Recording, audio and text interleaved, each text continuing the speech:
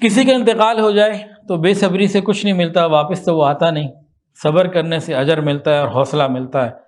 اور اللہ نے انسان کو جو نعمتیں دی ہیں اس کا تقاضا بھی یہی ہے کہ یہ صبر کرے۔ اگر یہ بے صبری کرتا ہے تو یہ ان نعمتوں کی ناشکری کر رہا تھا۔ جانور تو نہیں، اللہ نے عقل دیا، شعور دی اور ساری بات کا علم دیا۔ ایک صحابی تھا ابو ذر غفاری رضی اللہ تعالی عنہ، ان سے کسی نے پوچھا کہ بھائی کیا بات ہے، آپ کا کوئی بندہ، آپ کا کوئی بچہ زندہ ہی نہیں بچتا۔ ایک صحابی ہیں حضرت ابو ذر غفاری رضی اللہ تعالی عنہ، ان کے بچے چھوٹی عمر میں انتقال کر جاتے تھے، تو کوئی آیا کہنے لگا حضرت کیا بات ہے، آپ کا کوئی بچہ بڑی عمر کوئی پہنچتا ہی نہیں، سارے ہی چھوٹے چھوٹے چلے جاتے ہیں۔ پتہ ہے کیا جواب دیا؟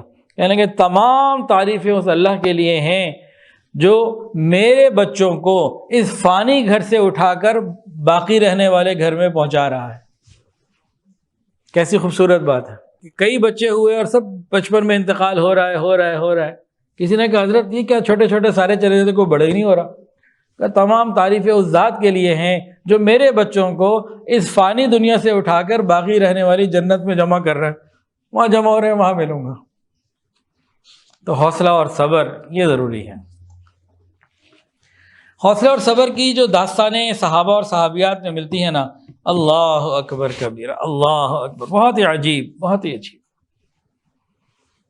ایک واقعہ سنانے لگا ہوں، اسلام میں تو یہ واقعہ بھی ہے اور اس جیسے بھی کئی واقعے نکل آئیں گے، لیکن اسلام کے علاوہ کسی تاریخ کے، کسی مذہب کے، کسی قوم کے دامن میں ایسی کوئی بات نہیں ملتی۔ بہت عجیب بات، سنیے۔ یہ تو مرد تھے نا حضرت ابو ذر غفاری، اب عورت کی واقعہ سنیے، عورت کے حوالے سے۔ ایک صحابیہ تھی ام سلیم رضی اللہ تعالی عنہ، جن کے بیٹے تھے انس رضی اللہ تعالیٰ عنہ جو نبی علیہ السلام کی خدمت میں رہے۔ ان کی پھر بعد میں پہلے خاوند کے انتقال کے بعد شادی ہوئی ابو طلحہ رضی اللہ تعالیٰ عنہ سے۔ پھر اللہ تعالیٰ نے ان کو ایک بیٹا دیا، اس کا نام تھا ابو عمر رضی اللہ تعالیٰ، چھوٹا بچہ تھا۔ ابو طلحہ کہیں گئے ہوئے تھے باہر، یہ بچہ بیمار تھا، اور شام، اور اس دن ابو طلحہ کا روزہ بھی تھا رضی اللہ تعالیٰ عنہ۔ شام کو جب ابو طلحہ واپس آئے تو تھوڑا تاخیر سے آئے، تو بیوی کو معلوم تھا رات کو انہوں نے آنا ہے، پیچھے سے ابو عمر کا انتقال ہو گیا، بیٹے کا انتقال ہو گیا، 4-5 سال کا بچہ ہوگا، انتقال ہو گیا۔ اب شام کو ابو طلحہ گھر واپس آئے تو آتے ہی سلام دعا کے بعد بچے کی خیریت پوچھی، انہوں نے کہا الحمدللہ بہتر ہے، سکون میں ہے۔ مومن تو مرنے کے بعد سکون میں ہی ہوتا ہے نا، کہ اب سکون میں ہے الحمدللہ، کہ ٹھیک ہے۔ ان کا روزہ تھا، کھانا کھایا اور ساری جو بھی ترتیب تھی سارا کچھ ہوا، انہوں نے آرام کیا، اور پھر رات کو میاں بیوی نے ملاقات بھی کی، ان کو طلب ہوئی ملاقات کی، انہوں نے ملاقات بھی کی۔ گھر میں چھوٹے سے بچے کی 4 سال کا بچہ ہے، اس کی لاش موجود ہے، خاوند کو کھلا بھی رہی ہے، پلا بھی رہی ہے، خدمت بھی کر رہی ہے، خاوند نے ملاقات کا کہا، ملاقات بھی کر رہی ہے۔ عورت کا صبر اس درجے تک بھی ہوتا ہے۔ پھر سو گئے، فجر کے لیے، تہجد کے لیے جب یہ لوگ اٹھیں، اب ام سلیم رضی اللہ تعالیٰ عنہ نے ابو طلحہ سے پوچھا اب ایک بات تو بتائیے، اگر کوئی امانت دے کسی کو اور بعد میں اپنی دی ہوئی امانت واپس مانگ لے تو کیا کرنا چاہیے؟ خدا کی بندی، امانت واپس دے دینی چاہیے، اور کیا کرنا چاہیے؟ کہا اللہ نے مجھے اور آپ کو ایک اولاد دی تھی امانت کے طور پر، اللہ نے وہ واپس لے لی، یہ اس کا میت موجود ہے، اب جائیے تجہیز و تکفین اور قبر کے جو معاملات اگلے ہیں وہ سارے نمٹائیے۔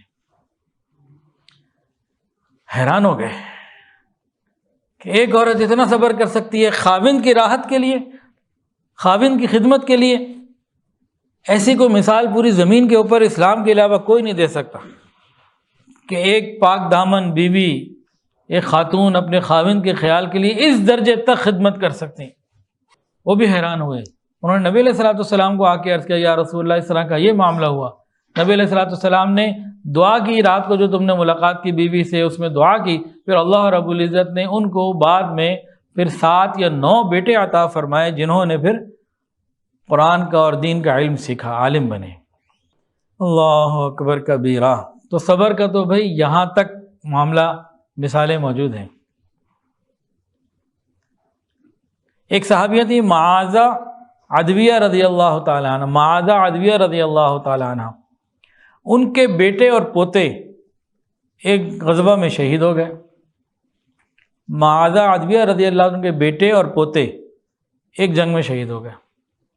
ادھر ادھر کی عورتوں کو خبر ملی تو فوراً پہنچی، ان کا خبردار مبارکباد دینے آئی ہو تو آ جاؤ اندر بیٹھو میرے ساتھ، رونا دھونا تو نکلو باہر، میں شہید کی ماں بنی ہوں اور شہید کی دادی بنی ہوں، مجھے مبارکباد دینی ہے تو ٹھیک ہے، پھر تو بیٹھ جاؤ، رونا دھونا کرنا ہے تو پھر چلی جاؤ یہاں سے۔